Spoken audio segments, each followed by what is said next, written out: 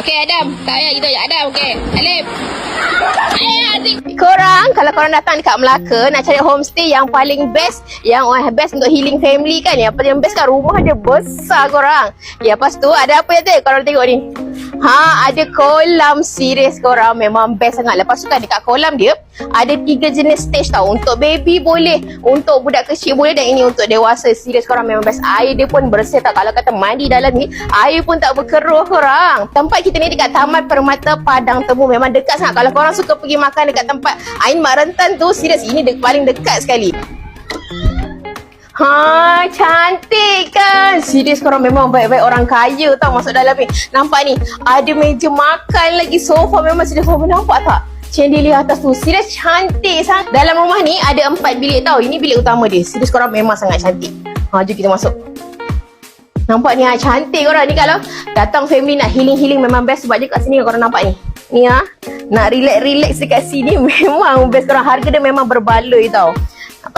Nak pantau anak mandi daripada sini pun boleh.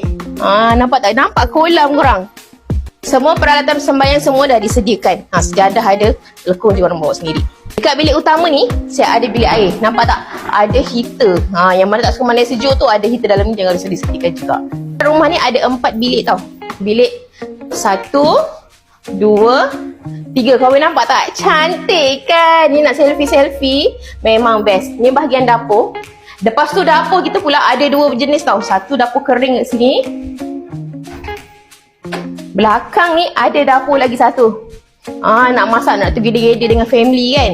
Nampak ni kawasan dapur ni. Siap ada meja makan lagi.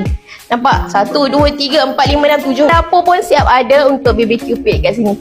Memang best korang ada 2. Kalau kata hujan, ni kat sini tak boleh kan sebab tempias, korang boleh ambil yang kat depan tu. Serius korang tengok laman dia.